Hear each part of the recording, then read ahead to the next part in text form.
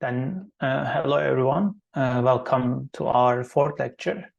This week we're going to be mainly describing the data structures and algorithms that are used to identify the similarities between the reads and the reference genomes so that we can facilitate a quick search in the large space of the reference genomes. So if you remember, last week we started essentially with, we described the sequencing technologies, and then we mentioned that all of these sequencing technologies that we covered share a common disadvantage, which is the reads that we generate, they lack the order and the location information regarding their origin from their corresponding genomes. In other words, we don't know where these reads are coming from in their organism because they don't carry that location information and also order information. Rather, we are essentially stuck with, let's say, this bunch of random reads, let's say DNA fragments that may have either short or long lengths. And the goal essentially, or the problem that we need to tackle in that case is we need to reconstruct the entire genome from many sequenced reads if our goal is to analyze the entire genome. And we said that this is like solving a puzzle. The reads would be the pieces of the puzzle, and then we would need to essentially reconstruct the puzzle from these reads or the pieces. And one good news was that we have a reference genome that we can look at so that we can take some hints, let's say, from the reference genome to identify the corresponding position of these reads. And there were essentially some trade-offs between certain technologies. For example, some technologies produce short reads, making reconstruction of that puzzle more challenging because we may not be able to figure out whether a piece may be coming from this, for example, this position or this position, because the pieces would be too short, making the identification also challenging, accurate identification challenging.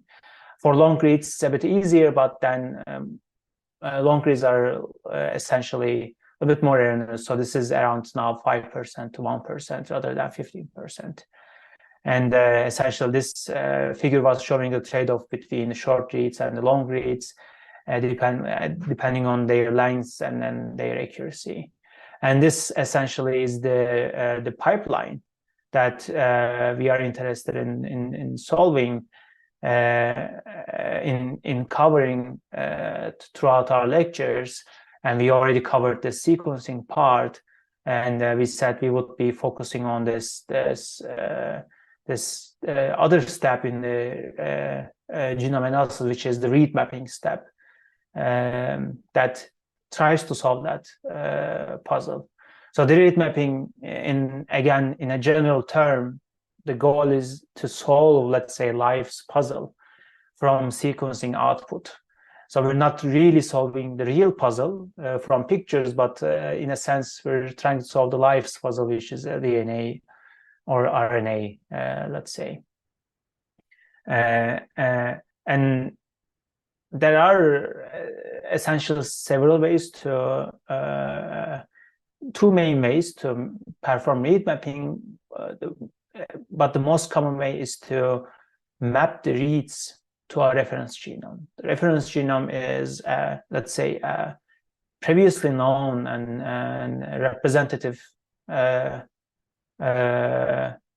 sequence of a particular genome, particular organism. Let's say it's previously constructed. We mentioned the human reference genome from the previous lectures.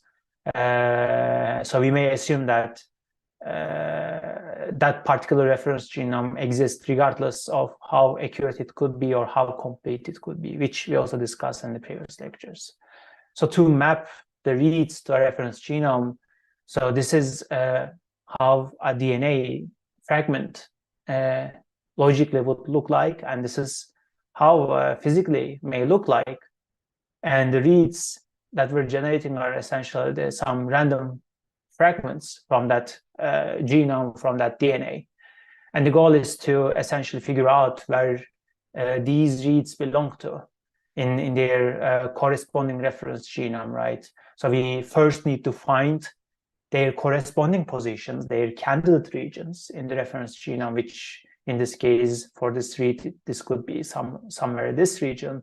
And the next is to align the reads to the reference genome. In a sense, now we want to identify the exact matches, mismatches, insertions, and deletions compared to that reference genome, so that we can identify the genomic variations that the individual possess compared to the reference genome, which is a representative of some, let's say, some certain population. The challenge here is that when we try to map the reads to reference genome, then this means that we're trying to map the billions of short fragments of DNA from lengths to 50 to a few kilobases, let's say.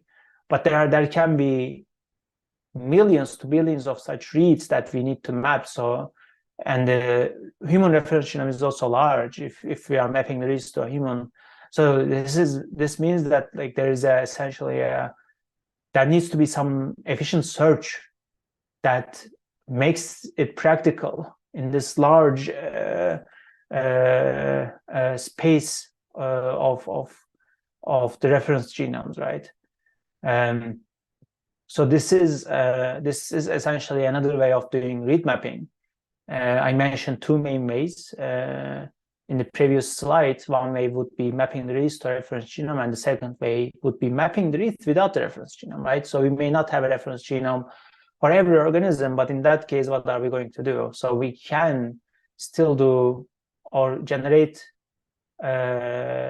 reconstruct the genome again, solve the puzzle somehow without looking at the picture. And the way to do it is to look at the reads, look at essentially the similarities between reads, and then try to somehow identify matching similarities between them, so that we can reconstruct the puzzle by looking at how similar each piece to each other is. And so this is essentially what we get after sequencing. So these are reads, and they have different, let's say, portions of the sequences. And what we can do is we can find overlaps here, right? So this part may be overlapping with this part, and this part may be overlapping with this part, and so on. So the colors indicate this shared content between reads. And of course, we don't know which strand is being sequenced at the time. So this means that maybe the reverse complement of the DNA will match with the forward version of the DNA, let's say. So this means that we need to take the reverse complements somehow. So I do the animation again here. We take the reverse complements of the sequences to figure out whether there is a matching region of these reverse complements with the other sequences. But then what we do is we somehow remove some unnecessary or extra information, and then find the link between these overlaps, so that we can take somehow consensus to construct the assembly from these overlapping pieces. So this is a high-level explanation of how construction of, let's say, a reference genome, or as we call a de novo assembly, is performed by looking at the overlaps. So we're going to be covering this step more in the next week. And so if you go back to a read mapping to a reference genome, so we said the reference genome is huge and the read is relatively shorter than the reference genome. So you may assume that this is the entire reference genome, let's say, and this is the read. And one way to perform a search to identify whether this read, let's say, aligns to that reference genome, and to identify how it aligns and where it aligns, what we can do is, starting from the very first position of the reference genome, we could essentially try to align every character of that read to that region in the reference genome. And then we could essentially do this for starting from every character of the reference genome until the end of the reference genome in this way, essentially. Like this read would be traversed through the entire reference genome, performing the same alignment operation over and over again. But this is very expensive. And imagine that you need to do it for every read, that we may have few thousands, millions, or billions of reads, depending on the data set. But then the question is, will it be practical? And the answer is easily no. And you can guess why, looking at this complexity. It would take perhaps years to complete such an alignment for a single data set, given a regular von Neumann architecture.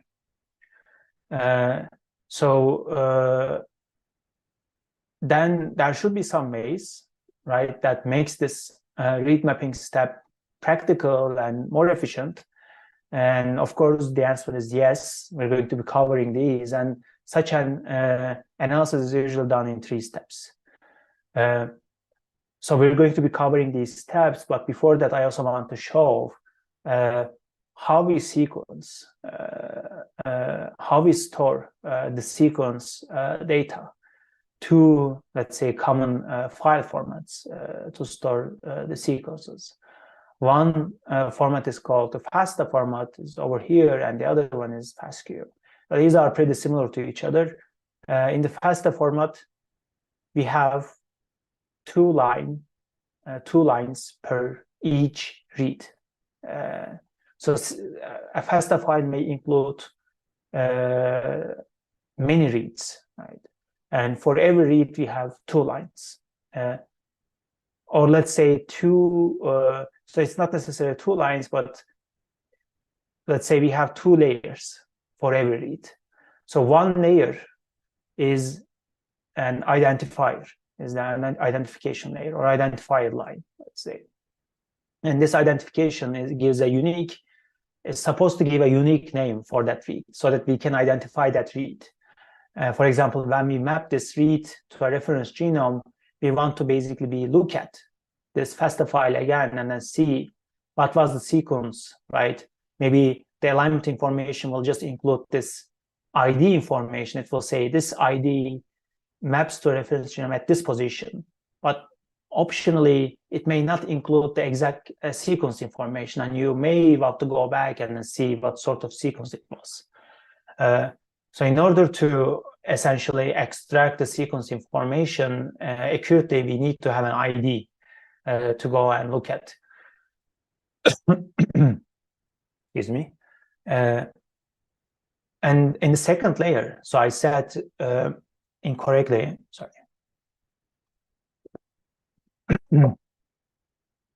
So I said 2 lines, but it's not essentially a line because there are multiple conventions of FASTA file. So you may, for some formats, you may see 2 lines, really. One line is the ID, the other line is the full sequence. But some other formats, you may see essentially multiple lines for the sequence and 1 line for the ID. And that multiple line may include the fixed length sequences, except the last line. But regardless, what we have in FASTA is the read ID starting with this particular unique character greater than sign.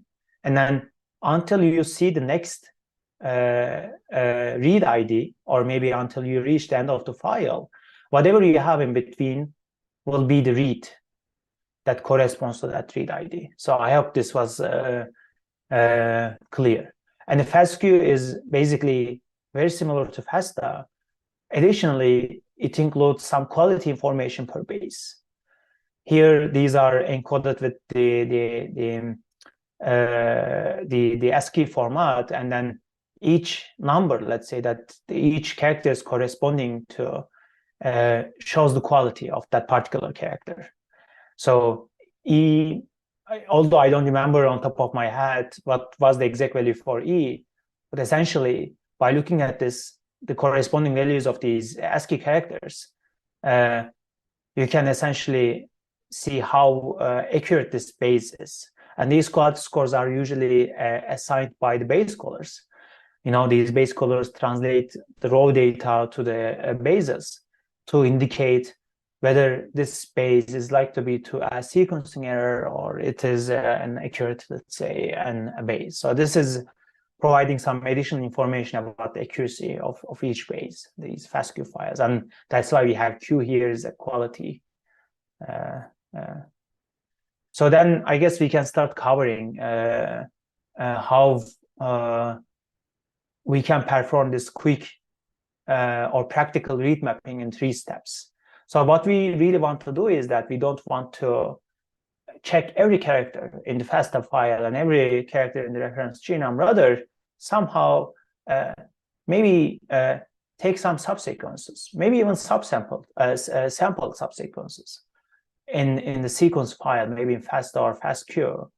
And what we want to do is that we want to quickly somehow identify whether they exist in the reference genome or not. And if they exist, maybe we can go further and do more complex operation rather than checking every character for every position in the reference genome. Perhaps this could provide a more practical solution. And this is what we're going to explain in 3 steps. So the step 1 is usually is an offline step. It's usually a one-time task where we extract some subsequences from the reference genome. So you may assume these different colors are different subsequences that we extract from the reference genome. And somehow we want to store these subsequences using some data structure, such that when we query this data structure with some other subsequence, what we want to achieve is that we want to quickly be able to say that whether that given subsequence exists in the reference genome or not. So this means that we need to extract subsequences accurately and then store them such that we, in an efficient way, we can query this data structure efficiently to answer the question whether a given subsequence exists in the reference genome or not. And if it exists, maybe we can say, oh, then maybe there's some similarity over there between the read and the reference genome. So such a data structure, one way of implementing such a data structure is to implement hash tables. There are other ways of doing it. For example, FM index is perhaps another way of, let's say, indexing the reference genome, but we're going to be covering the hash table based indexing in this lecture. So the way that it works is basically what we do is we extract the subsequences. Sorry again.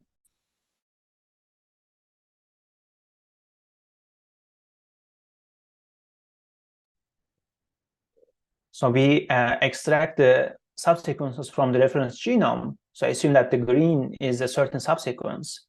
And what we do is that we use this subsequence as a key in the hash table.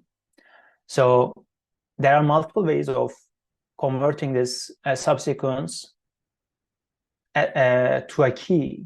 We could simply directly use the sequence itself, the string itself, as a key, right? But then there could be some problems because that subsequence could be, let's say, extremely large, maybe, let's say, 50 character, 100 character long. But this means that you need to really have a huge hash table to, let's say, reserve the efficient space for all such possible keys. So then I guess one other efficient way of doing it is to somehow hash these strings and then generate hash values from these substrings, so that we can use these hash values as a key in the hash table, which we refer as also a seed that are stored in the hash table. So then what we store additionally is that we store the value for that corresponding key, right? So in the hash table structure, we have a key value pair. Given a key, hash table returns a value if it exists. So in our case, our value is the list of locations that particular seed exists in the reference genome. So imagine that I give you, let's say I give you the yellow seed, right? So I query this yellow seed in the hash table. Then what it will return me quickly is that what it will tell me is that this yellow seed exists in these positions. For example, 3, 5, 12.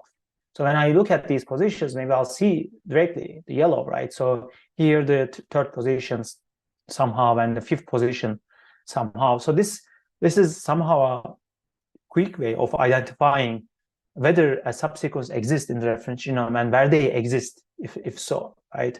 So this can quickly tell me whether the particular subsequence is located in the reference genome. So these are essentially the seed locations located in the reference genome.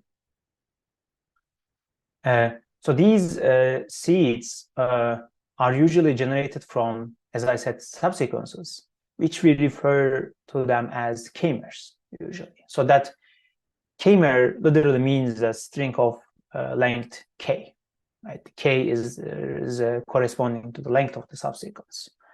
For example, if I tell you a 20-mer, then this means that we are extracting some subsequence of length 20.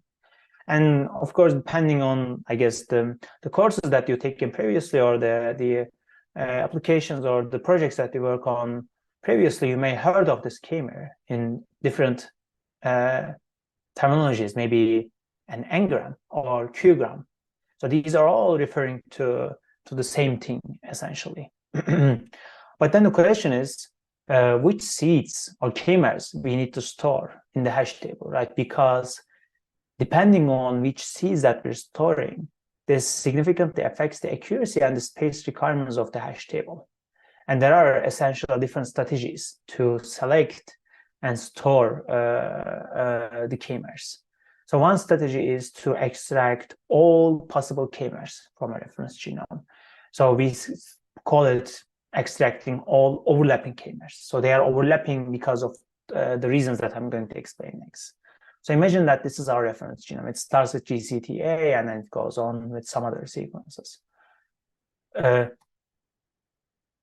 If you want to extract all overlapping k-mer, then we need to start from the very beginning. And there should be a length to that k. So in this case, the length of the k, or the length of the subsequence that we're extracting, is 7. So we extracted the first k-mer. So the next k-mer would be essentially the next subsequence that we would extract after shifting this, let's say, window by 1 character, right? So we were at here initially, now we're shifting by 1 character, and now we're here. So this is what we have now. So this is the second k-mer. And then we extract the other k-mers by shifting again 1 character, so on until we reach the end of the reference genome. So this means that now we extracted all overlapping k-mers. So here, the k-mer length is 7 again, because the length of the subsequences are 7. And what we usually do is that we hash each of these subsequences or k-mers using some hash function, usually a low collision hash function, and then store the hash value as a key, and store the position of this k-mer as a value in the hash table. So it's like a list of positions. So if I see this particular k-mer somewhere else, then this means that I'm going to generate the same hash value. Then I'm going to have multiple positions for that k-mer as a value in the hash table. So this means that I'll immediately know how many locations that this particular k-mer appears in the reference genome. So if in case I need to go to each of these positions and then check to do further computation, let's say. So the benefits of such an approach is that it has high sensitivity, because there is no information is lost. Where literally, maybe there is even a redundant information here, because subsequent k-mers contain some redundant information, right? So here you can see this type of sequence is shared across k-mers. So this means that no information is lost, and there is even redundant information. And this means that, as a downside, it also incurs large storage space requirements. So these are essentially the benefits and the downsides of storing all k-mers in a hash table. So the question is, do we have other strategies that may provide perhaps slightly less accuracy, but still maybe a better storage requirements? And the answer is yes, for sure. One strategy for this is called essentially minimizers. And this is basically a sampling strategy. And how it works is as follows. So imagine that we extract all overlapping k-mers again. So we're not storing them yet, but still we're extracting them, right? So these are all overlapping k-mers. And then at the time, let's say we consider only a W amount of these overlapping k-mers. In this case, W corresponds to a window, and in this case, our window is 4. We are somehow considering 4 k-mers at this point, and the length of these k's are 7. So what we do is that in a given window of k-mers, we hash all of these k-mers in the same window, and then generate their hash values. So what we do is that we find the hash value, we find the minimum hash value.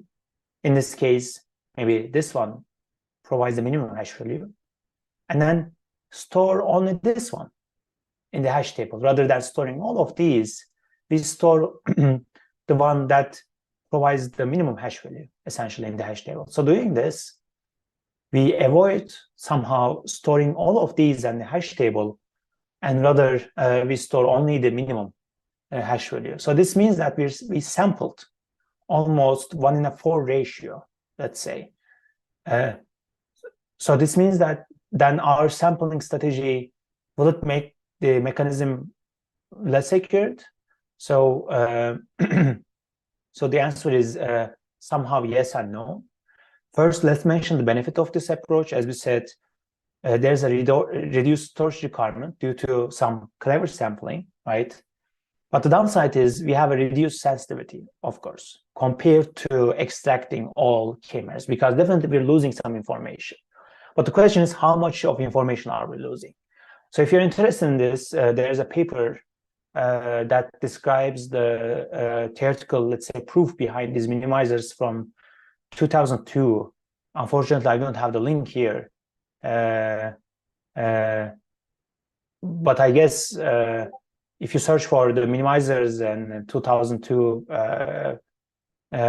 paper, probably you're going to identify that paper. But essentially what that paper tells us that if 2 documents or 2 sequences are similar, let's say, so in this case, 2 sequences may be some region in the reference genome and a read, right?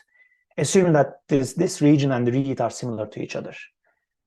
So this means that if you set your window parameter and the k-mer parameter accurately, then this means that it is guaranteed that they will share a minimizer. So then there's some theoretical proof behind it, that 2 similar sequences, given that these parameters are set right, 2 similar sequences will share a minimizer. So then this is a good approach, a good enough approach, right? Maybe it's not reducing the sensitivity that much. So then we're sampling it still, and we're not reducing accuracy significantly. So the other approach is called space seeds. So if you look closely to the previous approach, what we're essentially doing is that we are hashing some sequence and then storing in a hash table. So this means that when we find the match for a hash value, so this means that we found some exact match for that particular sequence. So that exact match requirement is somehow limiting some of the applications, because if 2 sequences are similar to each other, they don't have to contain, let's say, exact matches, and they don't necessarily have to contain exact matches, right? They may still contain some few mismatches between them, but still those sequences could be similar to each other, right? So then this means that by requiring this exact matches, maybe we are somehow missing some important locations or some important matches that we could find, let's say. And the idea behind spaces is to somehow minimize such an effect so that we could identify, let's say, matches between similar k-mers. And the way to do it is to apply a pattern to the sequences before hashing them. So it's in a sense that we are inserting some don't care characters at a fixed positions of the k-mers, right? So assume that our pattern, for every sequence, our pattern will insert don't care character at the second, let's say, and the fifth positions of any given sequence, right? So when you do this, then this means that if we have, let's say, mismatches at these positions, right? Then if you didn't apply a pattern, then this means that you would generate completely different hash values, because this is how most of the low collision hash functions work, right? So they don't care about the similarity, but rather given some sequence, it will generate a hash value. And regardless whether two sequences are similar or not, these hash values will generate a completely different hash value. So this means that even if you have one, for example, mismatch between two sequences, then you may end up getting completely different hash value. Then this means that you may not be able to find matches between them. But then if you insert these don't care characters, and if you are lucky, such that your don't care characters appear at the positions where the mismatches appear between sequences, then this means that you just made these mismatching characters same because you inserted don't care character here, for example, an X. So this means that when you hash them, they will end up generating the same hash value. So again, let's look at here. If you just hash these, they are different sequences, right? Because this character and at this character, they are different. So they should generate different hash values if you use a low collision hash function. But when you apply don't care characters here, then this sequence is exactly same as this sequence somehow. And this means that if you give the sequence to a hash function, then it's supposed to generate the same hash value. Then this means that you'll find matches, although the original sequences were somehow they were not exact matching. So this is somehow improves the accuracy, right? This is the benefit of this approach. But then one downside is that there is a poor flexibility here because those patterns are usually a fixed pattern. This means that they are applying don't care characters at a fixed position, and then you should get lucky, let's say, to essentially be able to generate the same hash value for similar sequences only if the mismatches appear at these don't care positions. So this is essentially the trade-off or the downside of the benefits of using space seeds. And this is good for, let's say, tolerating mismatches. And there is another seeding approach. We call these approaches seeding algorithms, by the way, or k-mer selection algorithms, because they tell us the mechanisms, how to select the seeds, and these seeds are stored, let's say, in hash tables as hash values, right? Essentially, whatever the hash value that we're generating here is a seed, and seed to the hash table, and the mechanism that leads to that hash value is a seeding technique, to explain it broadly. And another seeding technique is a stromers. So this is somehow similar to minimizers, but it takes a further step, and there are several ways of doing stromers, and this is one of relatively easier mechanisms of stromers. So what it does is that assume you have these sequences, and these sequences may be similar to each other, but only maybe they may still include some different inserted or deleted characters between them. But in general, maybe they could be similar to each other, like these long sequences. So if you want to then somehow tolerate these insertions and deletions that may happen between similar sequences, what we could do is we could first identify the minimizers, let's say, within each sequence, and then consider only these minimizers, and in a sense that link them, right? So this means that you somehow ignore whatever in between these minimizers, and then just link these minimizers together as a single sequence. So what happens is that if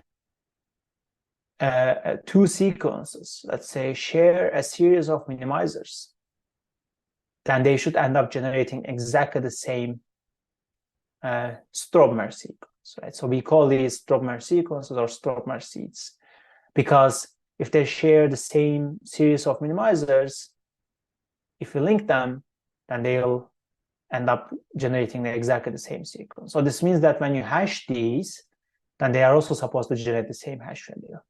So this is then like enabling or finding multiple minimizer matches at once, let's say, between sequences, rather than looking at them by one. And this provides certain benefits, especially when you consider not only we can apply minimizer technique here, but maybe some other techniques, some random techniques, let's say, that may define which characters to link here, such that once linked, perhaps maybe two similar sequences will have the same Strobmer sequence, eventually the same hash value. So this is another seeding technique. And the benefit is, again, the increased sensitivity because it tolerates the insertions and deletions. But downside is, again, there is some reduced flexibility because the selected k-mers, once linked, after linked, they should exactly match between sequences. So I guess, like, you can see these seeding approaches, even though they tell us how to generate the seeds and how to generate the hash values, they still require exact matches of the resulting, let's say, sequences, right? And this is still something that we want to avoid.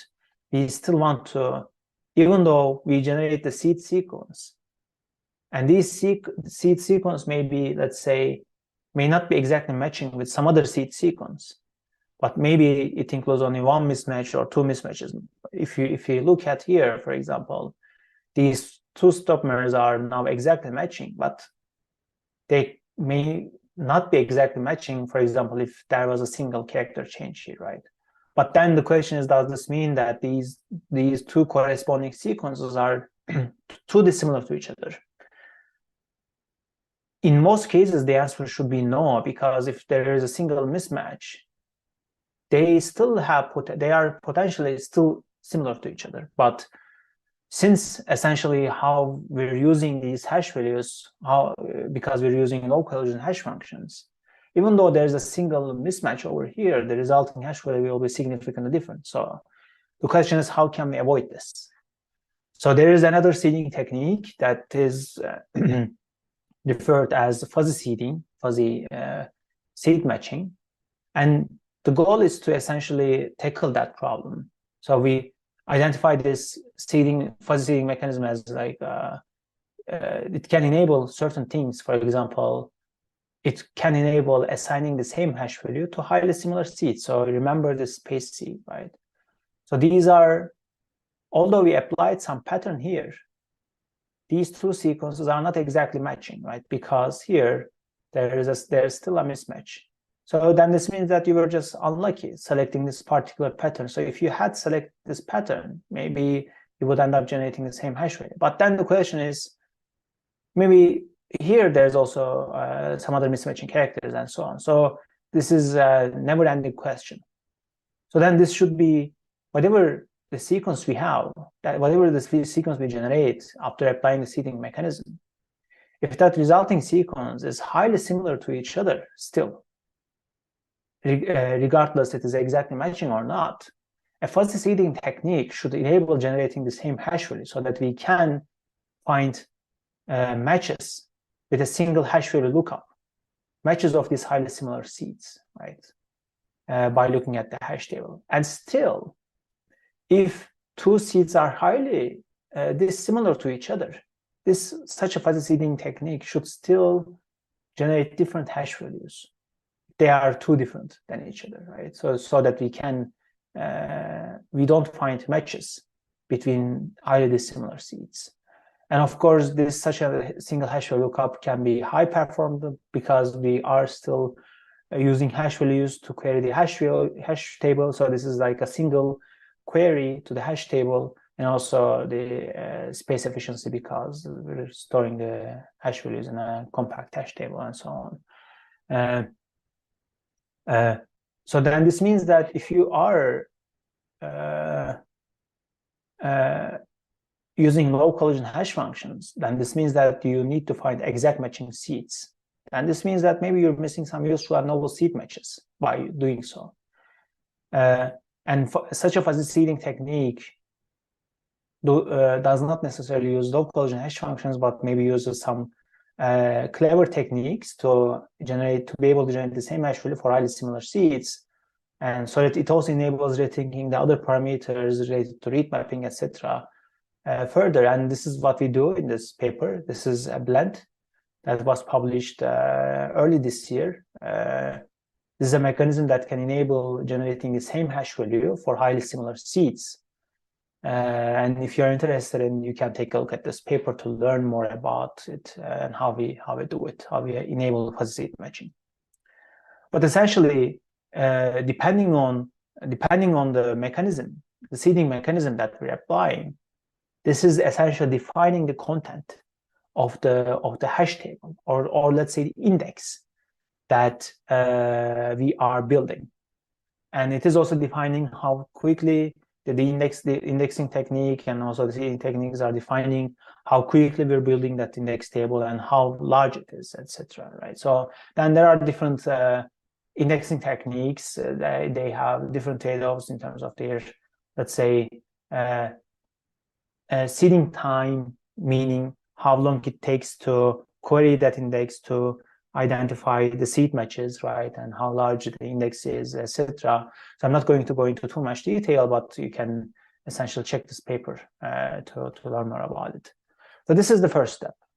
It was quite long, but we'll go over the rest of the steps relatively quickly, at least the second step, because I believe you'll understand the gist of it more easily now that we covered the content of the hash table nicely, right? So when you're building the index using hash table, the keys are the seeds, essentially the hash values of certain subsequences that we generate from reference genomes. And the values that we store along with these keys are the list of positions that these subsequences exist in the reference genome. And this is a one-time task. I'm saying this is a one-time task because we do it for every reference genome once, let's say, assuming that the reference genome stays the same, which is not always the case, but the same reference genome is used multiple times, let's say, right? So then this means that you can index it once and then use it multiple times. And of course, depending on the parameters of the seeding technique, you may need to reconstruct the index structure again, but we're assuming that given a parameter and given a reference genome, that is constructed only once. So then the next question is, how can we query that index? In our case, how can we query that hash table so that we can find similarities between a read and the reference genome quickly? And this is the second step, querying the index using using the seeds from reads. So what we do is we apply the same seeding strategy on the reads again. For example, if you had applied minimizer seeding given certain parameters such as W, window, and K, we should use the same parameters here so that we'll find consistent matches. So we apply the same seeding on the reads, and this means that we're extracting some subsequences again from the reads. And what we do is that we use the same hashing mechanism again to generate the hash values, and then we query the hash table that we constructed previously and ask whether that particular seed exists in the reference genome. And if it exists, then I quickly can tell that, okay, then there is the shared subsequence between a read and the reference genome, right? Quickly. So you remember the very first Naïve approach that I showed you. In that case, we would need to be checking every character one by one in the reference genome and every character in the read to identify whether there is a match and whether that read aligns well to reference genome or not. But here, what we do is that first we start with some subsequences that are extracted from the reads and also from the reference genome. And then first we try to find quick matches between these subsequences before we do further analysis, right? So this enables us to reduce, let's say, the space search space dramatically from the entire reference genome to the certain positions in the reference genome that this hash table tells us. So the hash table is telling us, given that subsequence from the read, you need to go and look at these positions in the reference genome, and then that's on it, let's say. So this is more or less the abstracted way of it. And then we do this, right? We take the seed, let's say, and then it tells us these positions, and then we essentially go and check the other seed, and then it tells us these positions and so on. So the other step that we do is that the seeds that we extract from the read and the locations that we extract from the reference genome, is there essentially a list of positions that are close to each other, right? Because then if there's a list of positions or the chain of seeds that are close to each other in the reference genome, then this means that the order of the seeds also, and also the distance of the seeds also matching the distance and order of the seeds in the reference genome. So it's not like only blindly matching or finding matches of certain subsequences, but then also the next step could be checking.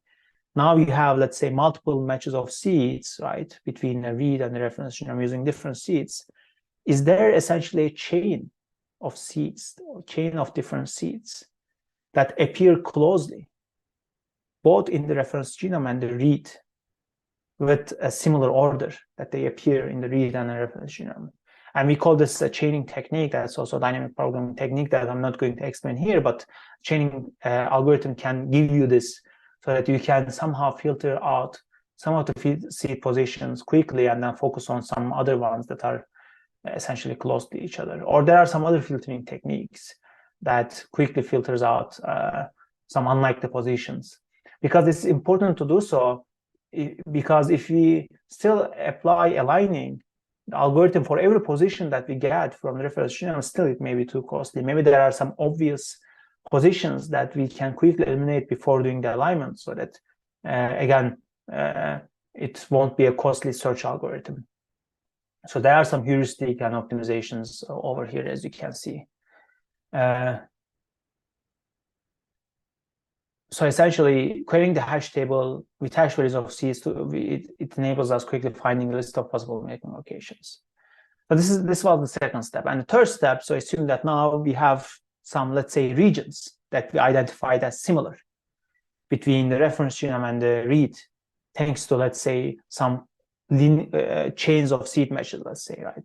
And we can say, starting from this position of the reference genome to this position of the reference genome, there may be some similarity for that particular read, starting at this position and ending at that position. So then the question is to finalize that question, right? So how can we tell quite confidently that the read and the reference genome at that given position is highly similar to each other, meaning they differ from each other by certain edit operations, right? So the edit operations, what the edit operation would do is, when you apply that certain edits to one of the pair of the sequences here, this could be reference genome, the portion in the reference genome, and this could be a portion in the read. And what the edits could tell us that, for example, if you change this and change this, meaning when you make two edits, then this sequence will exactly be the same as this sequence. So the goal is to identify that, how many edits that, and what sort of edits we should do so that we can make this sequence identical to this sequence, right? And this is what alignment does. This is a dynamic programming type of approach. It checks all possibilities in a sense for every base given a region, and then tries to tell you that whether that particular pair of sequence aligns to each other. And the alignment is defined by, let's say, the scores or the penalties, let's say, that are assigned depending on the matches or insertions, deletions that each base may have at each position, which can then finalize the alignment answer.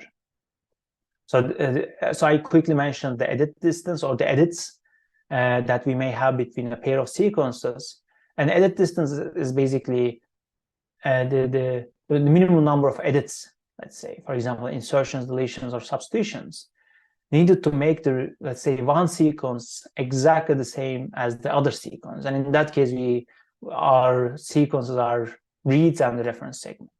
So in this case, for example, we have organization and operation sequences, let's say, and maybe assume that organization is the reference sequence and the operation is the read sequence. And when you apply an alignment, you can get such an operation. For example, here, the blue may tell us there's an insertion, right, in the read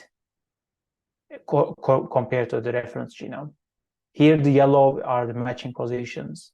Here, this pinkish part is the deletions, meaning there are some deleted characters in the read compared to reference genome and so on, right?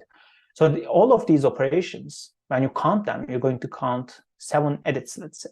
And this is essentially the optimal, minimum number of, let's say, operations that you can do to make this operation string identical to the organization string.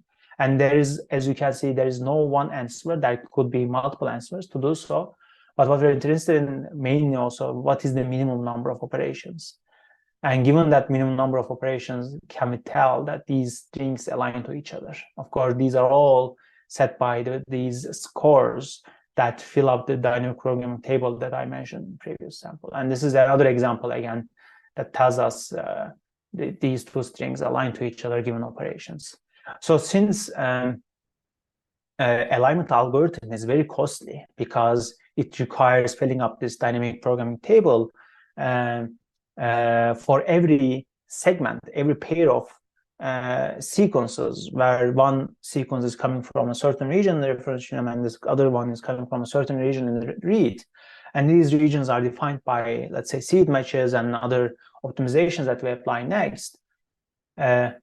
Our goal is really to apply the alignment as few as possible and only for the true regions, let's say. So we really don't want to apply alignment for regions that are not going to end up aligning. So if we do so, then this means that we just wasted computation because we aligned these two strings for no reason because they ended up not aligning to each other. So we wasted a lot of time and energy, let's say, and we really want to minimize this. And there are algorithms that are filtering algorithms and the chaining algorithms that tries to essentially reduce the workload of alignment in the previous step so that we only apply alignments as few as possible for only 2 regions. And still, even though there are certain optimizations, we still see that the alignment takes up still the large amount of time in the existing read mappers because how costly it is. So there are essentially certain challenges that you may have already observed so far in read mapping. One challenge is we really need to find many mappings from each read because a single read may be mapping to different regions in the reference genome, right? So then how can we find all such mappings efficiently? There can be differences between a read and the reference genome. So this means that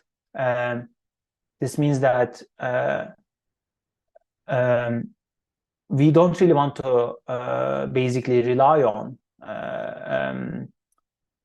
exact matches between reference genome and the read, right? Because an individual may have mutations compared to reference genome because we all are individuals, and due to the evolutionary differences, due to the somatic mutations, etc., our genomes contain differences compared to every other person out there, right? So we want to identify these differences so that we can analyze the genome and make it more personal to you. And that's why we want to tolerate essentially the mismatches between a read and a reference genome. And this means that we need to apply some alignment algorithms to do so, which is costly. And we need to do them really fast. So read alignment is costly because it is a quadratic time dynamic programming algorithm, because we fill up the table, and also it has data dependencies. That means that you cannot really, if you have the budget for parallelism, but still you may be limited by the algorithm, right? Because of the data dependencies, you need to look at some previous cells to calculate a particular cell. Then this means that this particular cell is dependent on the computation of these previous cells. So this means that you cannot really fill up all the tables at once in parallel. So you need to wait for that dependency to be fulfilled. And of course, almost the entire matrix should be computed.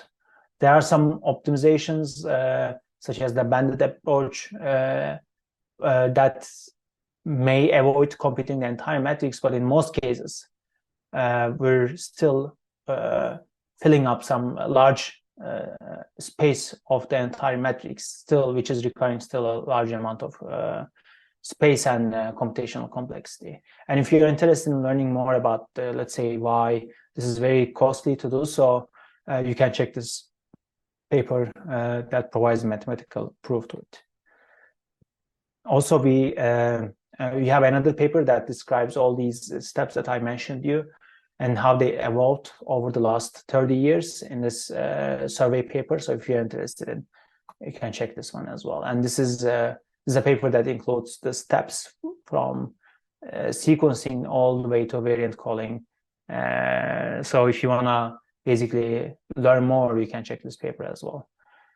So I guess the other question to answer is perhaps, why do we even have a single reference genome, right? So far what we mentioned is that there's a read, and then that read maps to a reference genome, and that reference genome is defined as the representative, let's say, sequence of a particular organism. But this is essentially what it is, right? So the reference genome, for example, for a human reference genome, contains around 3 billion characters, and it determines certain characters of an individual, right? For example, eye color, the shape of face, their allergies, and other things, etc. But essentially, how it is generated is basically from, it's not representative of the entire population of human species, right? It's only a representative of certain individuals, and it may differ from individual to individual, but we're still looking at this particular reference genome to identify the differences from reads compared to that particular reference genome, right? And we may have millions of reads and their origins are not known. And what we do is that we essentially find some exact matches between this reference genome and the reads that we have, and then try to reconstruct the rest of the face, the rest of the picture, starting from these exact matches, let's say. And maybe up to a certain point, we may be able to construct this picture of an individual by looking at the reference genome. But the problem arises, let's say, substantially different than the reference genome, such that it incurs variance, right? Because the reference genome and the individual will not be exactly the same. It will include some variance. So this means that we may still be able to map our reads and align our reads to that particular reference genome, because they will share enough similarity, let's say, right? Because we use alignment algorithms, and those alignment algorithms tolerate mismatches and insertions, etc. So they tolerate differences up to a certain point. But how about the reads that even the alignment algorithms cannot align? So it doesn't mean that these reads do not belong to that individual. It may still belong to that individual, but we may not simply be able to align it because our algorithms cannot find sufficient similarity between the reference genome and the reads. And this is just simply because we use that particular reference genome. So if we had used, let's say, a reference genome that is relatively close to that particular individual, then maybe we would be able to align these reads to that reference genome using the same algorithm. So the question is using a single reference genome a good idea? And this is basically known as the reference bias. And to solve this, there could be two perhaps main approaches, right? One approach is, then let's not use single reference genome, but let's construct multiple reference genomes and map the reads to each of them one by one. Right. So this means that this is an approach maybe that can improve the accuracy, but this is not a really scalable approach, because we're literally increasing the runtime by n times if you use n different reference genomes eventually. So then this is not relatively a scalable approach, essentially, right? So this is, for example, we may have 4 different reference genomes. Then the question should be map our reads to each of them one by one. So the other approach is maybe, so the key idea here is that although these reference genomes are still going to be different than each other, in most regions, they are still going to share some similarity as well. So why don't we leverage that key idea, right? For example, the Thai region over here in this picture is similar across multiple pictures. Then the question is, do we need that redundancy in different reference genomes, or can we somehow merge all these shared information and still keep the differences also in order, so that we somehow be able to analyze all of these differences and still spend less time on the common regions, right, between multiple reference genomes. And this is basically the idea in using graphs when mapping the reads to a reference genome. So what we can do is that we can construct a single graph where the common regions are merged, let's say, into a single node, if you want to already start imagining the graph. And for the variations, we have, let's say, divergence from those nodes, right? Maybe one divergence may lead to another node showing the difference of a particular reference genome, and another node may be showing the difference of another reference genome at the same position, let's say. So this means that the differences can be encoded nicely as well as the similarities. And this is perhaps one way of imagining it. So maybe here the differences are here, but perhaps for one reference genome, we may have, after ACG, we may have T. For another reference genome, we may have G, right? And in this way, we didn't store ACG multiple times, but only once, because it's a shared attribute apparently across reference genomes. But now we were able to also now store differences, let's say, across reference genomes using such a graph structure. So essentially, it's also a good time to think about the graph type of approaches and how we map the reads to a reference genome. But we're not going to cover it in more detail now in this lecture. But we will have essentially a talk that is from our group and where we will explain how we perform and accelerate such a read to graph mapping, let's say. So with that, this is the end of the lecture, and let me give you some teasers for next week. So for next week, we're going to go into the details of the de novo assembly construction. We're going to answer the question, what happens if there is no available reference genome of an algorithm? And if you remember, I showed you if there's no reference genome, we can still find overlaps to construct the assembly of the reference genome of an individual. And this is what the de novo genome assembly is doing. It's building some sort of graph, and then from that graph, it's trying to identify the genome itself. So we're going to cover these steps.